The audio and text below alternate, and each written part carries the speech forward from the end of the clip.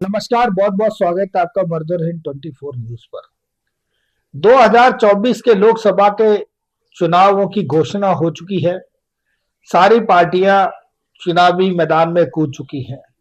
हर प्रकार के कयास लगाए जा रहे हैं। जहां राजनीतिक विशेषज्ञ कयास लगा रहे हैं, पत्रकार कयास लगा रहे हैं, वहां पर कुछ ऐसे धार्मिक संत भी हैं जिन्होंने कि कयास लगाने शुरू कर दिए हैं। धीरेन्द्र कृष्ण शास्त्री जी ने कहा है कि इस बार 2024 के लोकसभा चुनाव में तीसरी बार प्रधानमंत्री नरेंद्र मोदी प्रधानमंत्री नहीं बनने जा रहे हैं। हाँ जी, एक बार दोबारा मैं कह रहा हूं कि शास्त्री जी का कहना है कि इस बार नरेंद्र मोदी प्रधानमंत्री नहीं बनने जा रहे हैं। इस प्रकार की भविष्यवाणियां कई संत कर रहे हैं, कई भविष्यवक्ता कर रहे हैं, कई कुंडलियों के आधार पर बोल रहे हैं तो कुछ अपने ज्ञान के आधार पर बोल रहे हैं। हमारे साथ पंडित हरिओम विशिष्ट जी हैं, जिनका कहना है कि जो ये शास्त्री जी ने भविष्यवाणी की है इसके पीछे कोई तथ्य नहीं है। बिना तथ्यों के भविष्यवाणी करना एक तरीके से भ्रामक प्रचार करने के बराबर है।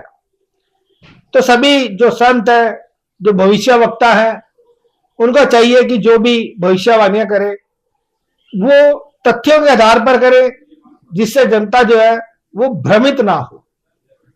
भ्रम फैलाना भी एक तरीके से अपराध है। आज हम बात करेंगे तो विशिष्ट जी से, उनसे हम जानेंगे कि ये इस प्रकार की जो भविष्यवाणियां की जाती हैं इनके पीछे क्या आधार होता है। नमस्कार पंडित। नमस्कार। बहुत बहुत स्वागत है आपका मर्दर इन 24 न्यूज पर।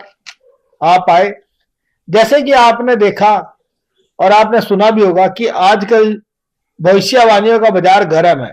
बहुत सारे संत, बहुत सारे भविष्यवक्ता जो है भविष्यवाणियां कर रहे हैं जो आने वाले लोकसभा चुनाव है उनको लेकर, कि किस प्रकार की सरकार आएगी, कौन प्रधानमंत्री बनेगा, कौन विपक्ष में बैठेगा, इसके विषय में बहुत सारी बातें हो रही हैं। तो आज हम बात करेंगे, जैसे कि आपको मालूम है, आपने हमें बताया कि शास्त्री जी ने एक भविष्यवाणी की है जो बागेश्वर धाम के पीठाधीश है कि इस बार नरेंद्र मोदी जी नहीं आ रहे हैं। तो आपको क्या लगता है उन्होंने किस आधार पर यह भविष्यवाणी की है? ऐसा समझना चाहिए हमें सबको, हम लोकतंत्र राज में रह रहे हैं। जनता जिसको प्रतिनिधि चुनेगी वही आगे चलकर सरकार बनाते हैं। अब ये तो भविष्यवाणी कर देना, आजकल जो मैंने देखा है, मेरे अनुभव में आया है कि जब भी कोई कथाकार या कोई भी संत जो आज कहलाए जा रहे हैं वह किसी भी बात को तोड़ मरोड़ कर बोल देते हैं। क्यों बोल देते हैं? उनके पीछे एक अच्छा मोटिव होता है कि वो प्रसिद्ध होते हैं, और जो लोग प्रसिद्ध होते हैं उनकी बात को ही जनता मान लेती है।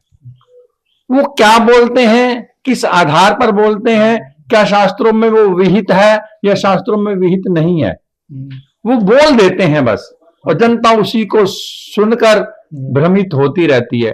आजकल मुझे एक भी व्यक्ति बता दो जो भ्रम में नहीं है। पूरा संसार भ्रम में जी रहा है। वास्तविकता तो किसी को पता ही नहीं है। वास्तविकता यही है जो लोकतंत्र चुनकर भेजेंगे, उनमें जरूरी थोड़ी है कि उनकी कभी भविष्यवाणी सत्य हो जाए, क्योंकि फैसला तो, निर्णय जो है जनता करेगी ना। तो अगर मोदी जी ने कार्य किए हैं, वास्तव में अगर कार्य किए हैं और लोगों ने उनको देखा है, तो ऐसी कोई ताकत नहीं है कि मोदी जी को दोबारा प्रधानमंत्री बनने से रोक पाए। क्योंकि कर्म, विष्णु भगवान कर्म का फल देने वाले होते हैं। लेकिन पंडित जी, जो उन्होंने एक भविष्यवाणी की है धीरेन्द्र शास्त्री जी ने, वो किस चीज को लेके की है? ये तो तथ्य वो बता सकते हैं किस आधार पर उन्होंने ये भविष्यवाणी की है। जबकि लोकतंत्र है, यहाँ कुछ भी हो सकता है। पहले भी जब मैंने भविष्यवाणी केजरीवाल की थी तो बहुत सारे लोग, बहुत सारे चैनल अपनी अपनी प्रतिक्रिया व्यक्त कर रहे थे, और हुआ क्या, जो हमने कहा था वही 130-40 के बीच में जो हमने अप्रोक्सीमेट आइडिया दिया था केजरीवाल जी की इतनी ही सीटें आएंगी, वही हुआ। क्योंकि ये लोकतंत्र है, क्या होगा कैसे होगा, ईश्वरीय शक्तियां कैसे काम कर रही हैं, किसके साथ काम कर रही हैं, कोई नहीं जानता। धीरेन्द्र किशन शास्त्री भी अपने ओहदे का फायदा उठाते हुए कुछ भी कह सकते हैं और कहते हैं, जिस लोग उनको सुनते हैं। और लोगों की प्रतिक्रिया क्या होती है, चुनाव के टाइम में उनका ऐसा बोलना बहुत ही गलत है, क्योंकि इसका प्रभाव जनता पर पड़ता है और जनता द्वारा जो चुने हुए प्रतिनिधि पर प्रभाव पूरा पड़ता है। उनको बिना तथ्य के ये सब नहीं बोलना चाहिए, और इनके पीछे अगर उनका कोई तथ्य है तो उसको उजागर करना चाहिए। दो शब्दों में बात खत्म नहीं होती, अपनी बात को पूरा रखें और कहें कि हाँ, हमने इस आधार पर ये भविष्यवाणी की है। तो लोकतंत्र राज में ऐसा नहीं होता।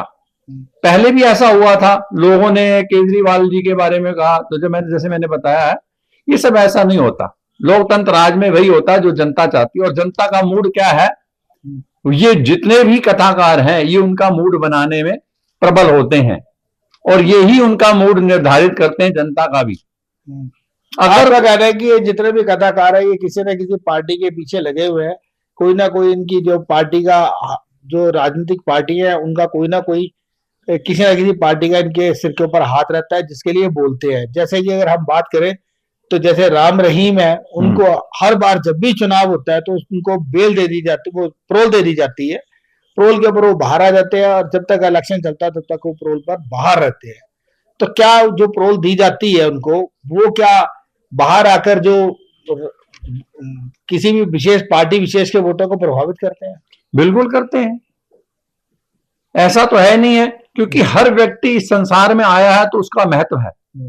चाहे कोई नेता हो, चाहे कोई मतलब धार्मिक संत हो, चाहे कोई कैसा ही कोई कथाकार हो, उनका प्रभाव मनुष्य हर किसी के जीवन पर पड़ता है। अभी हमें पंडित हरिओम जी ने बताया कि ये जो संत भविष्यवाणियां करते हैं, इनके पीछे इनका सबसे बड़ा मकसद यही होता है कि जनता को गुमराह करना, जनता को भ्रमित करना। जैसे कि धीरेन्द्र किशन शास्त्री जी ने कहा कि इस बार मोदी जी प्रधानमंत्री नहीं बनेंगे। उनका इस प्रकार का प्रचार करने से अपने आप को लोकप्रिय करने का सबसे बड़ा उद्देश्य है।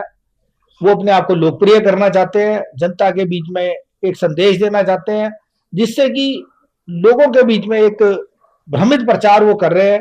और जो भी हरिओम पंडित जी का कहना है कि जो भी संत है किसी ना किसी पार्टी का उनके ऊपर हाथ रहता है, जिसकी वजह से उनकी कोशिश ये होती है कि जिस भी पार्टी का उनके सिर पर राजनीतिक पार्टी का हाथ है वो उसको लाभ पहुंचाए।